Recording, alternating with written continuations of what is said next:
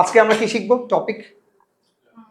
গ্রামারের মধ্যে কোন স্পেসিফিক টপিকটা শিখবো? কোনটা? Affirmative two negative. Affirmative two negative, অর্থাৎ ট্রান্সফরমেশনের একটা পার্ট। ট্রান্সফরমেশন তো অনেকগুলো আছে, affirmative two negative, assertive two exclamatory, তারপরে হচ্ছে তোমার অ্যাক্টিভ টু প্যাসিভ, ডিগ্রি পরিবর্তন করা, এরকম অনেক কিছু আছে না? তার মধ্যে আজকে আমরা শুধু শিখবো যে ট্রান্সফরমেশনের মধ্যে অ্যাফার্মেটিভ টু নেগেটিভ কিভাবে করতে হয়, এটা আমরা শিখবো। ঠিক আছে, ফার্স্ট কথা হচ্ছে ট্রান্সফরমেশন কি, এটা একটু বলো। ইফরা বলো, ট্রান্সফরমেশন কি জিনিস? একটা সেন্টেন্সকে আমরা যদি বাংলায় বলি ট্রান্সফরমেশন কথাটা মানে হচ্ছে রূপান্তর। এক রূপে থাকবে, অ্যাফার্মেটিভ রূপে থাকবে, এটাকে নেগেটিভ রূপে নিব, তাই না? এখন মনে করো আমি যদি লিখি হি ইজ আ স্টুডেন্ট, এটা তো অ্যাফার্মেটিভ বাক্য। এখন আমি যদি লিখি যে he is not a student, এই বাক্যটা তো নেগেটিভ হইল না? কিন্তু আমরা যে বইয়ের যেই উদ্দেশ্যে শিখতেছি অ্যাফার্মেটিভ টু নেগেটিভ, মেইনলি আমাদের 6 থেকে শুরু করে একেবারে 12 পর্যন্ত এই আইটেমটা থাকে, গ্রামারের এই টপিকটা থাকে। এখন সেই হিসাব অনুযায়ী যদি আমরা বলি যে ট্রান্সফরমেশনের নিয়ম যেটা ছিল যে এক রূপ থেকে আরেক রূপে নিব বাক্যকে, কিন্তু বাক্যের অর্থ পরিবর্তন করা যাবে না, সেই সূত্র অনুযায়ী এইটাকে আমি ঠিক করলাম না বেঠিক করলাম? He is a student, he is not a student, এটা কি ট্রান্সফরমেশনের নিয়ম অনুযায়ী ঠিক হইলো না বেঠিক হইলো? বেঠিক। কেন বেঠিক? কারণ এখানে মিনিং চেঞ্জ, কারণ এখানে অর্থটা আমি চেঞ্জ করে ফেলছি। He is a student, he is not a student.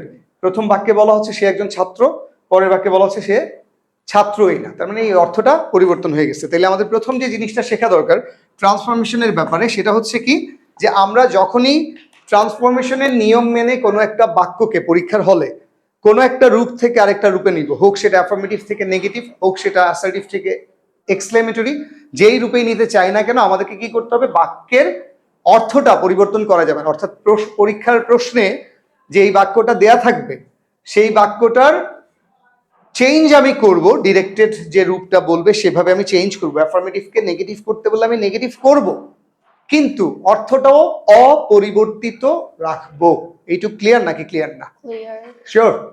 ওকে, তাইলে আমরা আজকে শিখবো ট্রান্সফরমেশন, অ্যাফার্মেটিভ বাক্যকে নেগেটিভ করা, অর্থাৎ কোনো একটা অ্যাফার্মেটিভ বাক্য যদি দেয়া থাকে সেইটাকে নেগেটিভ করব কি করে?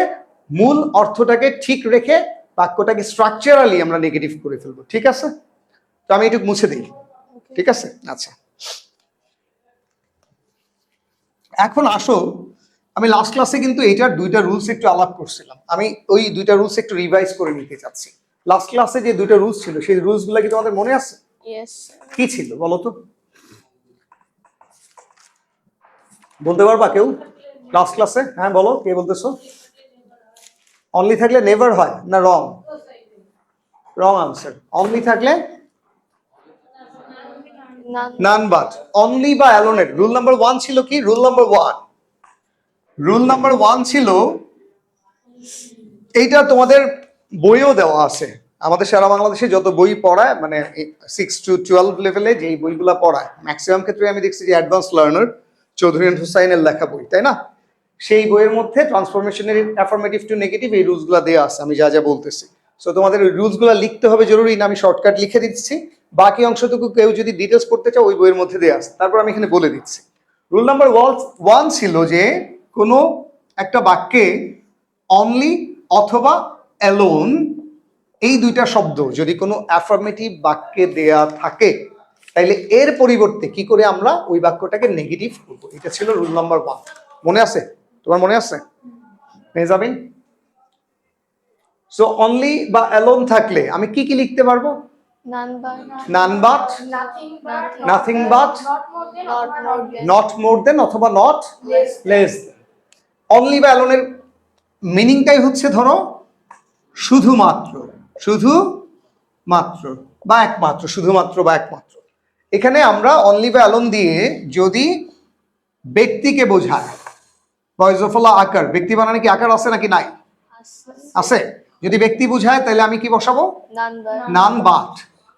যদি এই অনলি বা অ্যালোন শব্দটা দিয়ে অ্যাফার্মেটিভ বাক্যে বস্তু বোঝায় তাহলে আমি কি লিখবো? Nothing but. আর ধরো বয়স বা সংখ্যা যদি বোঝায় তখন কি লিখবো? Not more than. বয়স অথবা সংখ্যা, তখন হচ্ছে নট মোর দেন।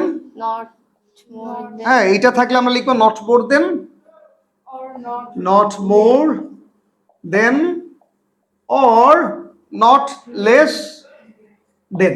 ঠিক আছে, এই হচ্ছে আমাদের মূল বিষয়টা ছিল। এখন আমি কয়েকটা বাক্য লিখবো এবং তোমাদের দিব। ঠিক আছে, একটা বাক্য লিখো প্রথমেই, okay, সবাই লিখো। only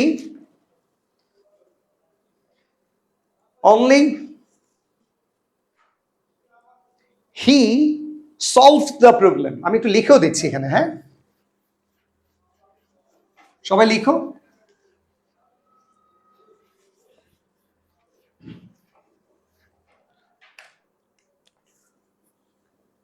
only he solved the problem।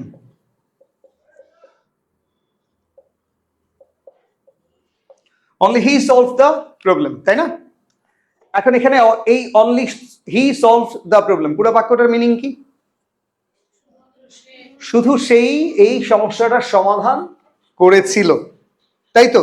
So এখানে অনলি দিয়ে কোন জিনিসটাকে বোঝাচ্ছে? big, অনলি দিয়ে হি কে বোঝাচ্ছে, শুধুই সে। সো এই অনলিটা কাকে বোঝাচ্ছে? এই ব্যক্তিটাকে বোঝাচ্ছে। তাহলে ব্যক্তি থাকলে আমরা কি বসাবো নেগেটিভ করার জন্য? None but. তাহলে আমি এখানে কি লিখবো? নান, None কেউ but। না। বাট কিন্তু হি সলভ দ্য প্রবলেম, মানে কেউ পারে নাই কিন্তু সে পারছে। বোঝা গেছে? তাহলে প্রথম বাক্যের অর্থটা কি ছিল? Only he solve the problem, শুধু সেই প্রবলেমটা সলভ করেছিল। সেকেন্ড বাক্যের অর্থটা কি দাঁড়াচ্ছে? অন্য কেউ পারে নাই, শুধু সেই পারছে। তাহলে অর্থ একই হয়েছে না? আবার বাক্যটা স্ট্রাকচারালি নেগেটিভ হয়েছে কিনা? বোঝা গেছে? সো অনলি বা অ্যালোন দিয়ে যখন ব্যক্তি বোঝাচ্ছে তখন আমরা কি করব? এই ধরনের বাক্যের ক্ষেত্রে অনলির বদলে নান বাট বসাবো। এইটুকু বুঝতে কারো কোনো অসুবিধা থাকলে আমাকে বলো। খুশবু, তোমার, সাদাত, তোমার তাইফ, এইটুকুতে কোথাও কোনো প্রবলেম আছে? আচ্ছা, একটা ছোট্ট প্রবলেম আছে। অনেক সময় আমরা যেটা করি, আমাদের বইয়ের মধ্যে দেখবা লেখা আছে যে অনলি ব্যালন থাকলে বাক্যের শুরুতে নান বাট বসাইতে হবে। কিছু কিছু বই এরকম লেখা আছে। বাক্যের শুরুতে নান বাট বসাইতে হবে সেটা না, বিষয়টা হচ্ছে নান বাট দিয়ে, সরি, অনলি দিয়ে যে ব্যক্তিটাকে বোঝাচ্ছে তার আগে নান বাট বসতে হবে। যেমন গতকালকে আমি একটা উদাহরণ দিচ্ছিলাম যে ধরো এই বাক্যটাকে, যে ধরো আমি লিখলাম যে অনলি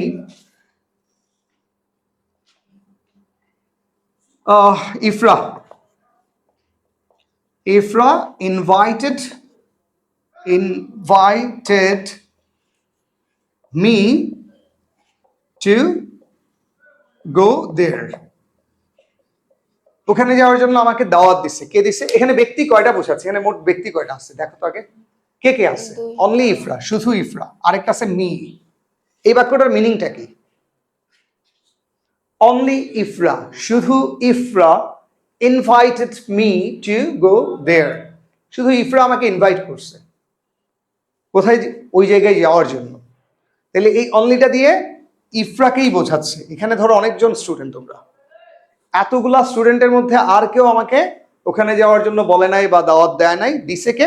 শুধুই ইফরা। সো এখানে অনলি দিয়ে নান বাটটা আমি কার আগে বসাবো? ইফরার আগে বসাবো না?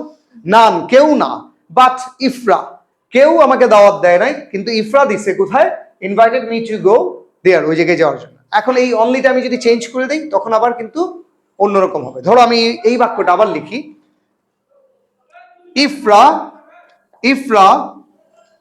invited only me to go there। এখন এখানে যদি আমি দেখো বলতেছি কি, এই বাক্যে আবার মিনিংটা দাঁড়াচ্ছে যে ইফরা ইনভাইটেড, ইফরা দাওয়াত দিচ্ছে। কাকে দাওয়াত দিচ্ছে? এত মানুষ আছে, এই যে ওর বন্ধুরা আছে, সিনিয়ররা আছে, জুনিয়ররা আছে, আমি আছি, এত সব মানুষের মধ্যে সে কাকে দাওয়াত দিচ্ছে? আর কাউকে দেয় না, সে শুধু আমাকেই দিচ্ছে। Only me, Ifra invited only me to go there. Ifra শুধুই আমাকে দাওয়াত দিচ্ছে। তখন এই অনলিটা দিয়ে আমি কি করব? এই অনলিটা দিয়ে তখন আমি যেটা করব সেটা হচ্ছে যে নাম্বারটা তখন বাক্যের শুরুতে বসালে রং হবে। এখন আমাকে যেটা করতে হবে, ইফরা ইনভাইটেড নান, ইফরা কাউকেই দাওয়াত দেয় নাই, বাট মি টু গো দেয়ার। তার মানে আমি যেটা বোঝাইতে যাচ্ছি, অনলি বা অ্যালোন দিয়ে যখন ব্যক্তিকে বোঝায় তখন তোমাদের আসলে দেখতে হবে অনলি বা অ্যালোনটা কোন ব্যক্তিটা বোঝাচ্ছে। কারণ একই বাক্যে একের বেশি ব্যক্তি থাকতে পারে, যে ব্যক্তিটাকে বোঝাবে অনলি বা অ্যালোন দিয়ে ঠিক তার আগেই হচ্ছে নান বাট বসাবা। এইটুকু রুলস কি ক্লিয়ার? সবার clear? Rule number 1 clear? Okay, এখন আমি একজন একজন করে প্রশ্ন করব। প্রথম প্রশ্ন মেহজাবিন তোমার কাছে। Only my father knew the answer. Only my father knew the answer. None but. ওকে, আমি লিখে দিই, লিখলে বোধহয় সুবিধা হয়, তাই না? একটা একটা করে দিই। Only my father knew the answer. ANSEER. Answer কি হবে? None but my father knew the answer. ওকে, নাম কেউ না, but my father new the answer. আমার বাবা আনসারটা জানতো, আর কেউ জানতো না। এরপরে খুশবু তোমার জন্য প্রশ্ন হচ্ছে, only she passed the exam. Only she passed the exam. কি হবে? None but she pass the exam.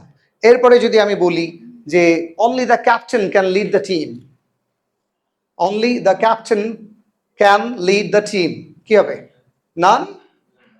None but the captain can lead the team. বুঝে গেছে?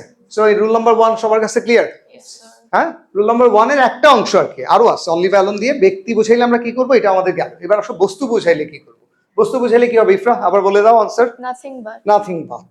এখন বস্তু দিয়ে অনলি বা অ্যালোন দিয়ে যদি আমরা করি, এটার বোঝানোর কিছু নাই। আই এট অনলি ওয়াটার, হ্যাঁ, ফর সেহরি। সেহরি করলাম না আমরা আজকে? ওই যে কে জানি বলতেছিল স্যার পানির পিপাসা লাগছে, পানি খেলে ভালো লাগতো। তাহলে only, sorry I ate, Sir, I drank.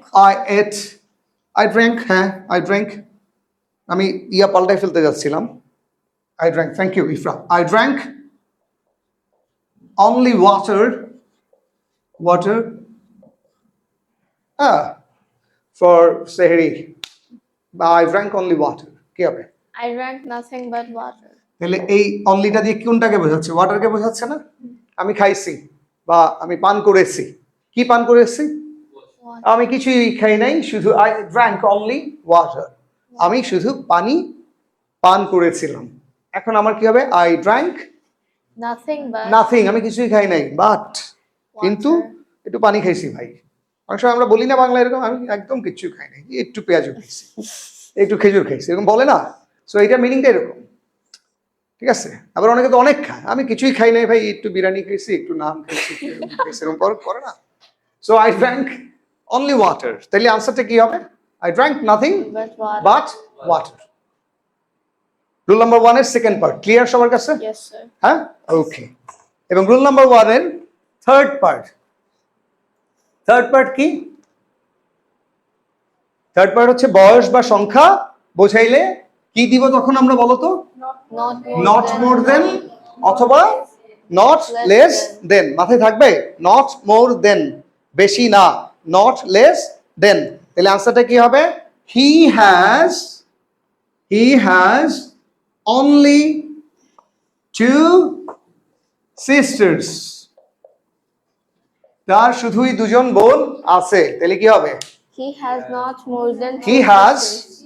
not more than 2 sisters. sisters অথবা he has not less than 2 sisters. তার 2জনের বেশি বোন নাই অথবা 2জনের কম বোন নাই। বুঝে গেছে? আবার ধরো আমি যদি বলি I have only one laptop, I have not more than one I laptop. have only one laptop, তখন কি হবে? I have not more than one Up. laptop. One laptop, ঠিক আছে। এখানে যদি আমরা বলি আই হ্যাভ ওয়ান, সংখ্যা ধরে যদি আগে I have only one laptop, এই জায়গাটার মধ্যে আনসারটা হবে কি? I have not more than one laptop. হ্যাঁ ঠিকই আছে, আমি তোমাকে খামোখা ধমক দিলাম, ঠিক আছে? সংখ্যা। আমি আরেকটা জিনিস বলি যে আই ধরো লাইক অনলি সুইটস, তখন কি হবে? I like nothing but sweet. I like nothing but Sweet. Sweets, good.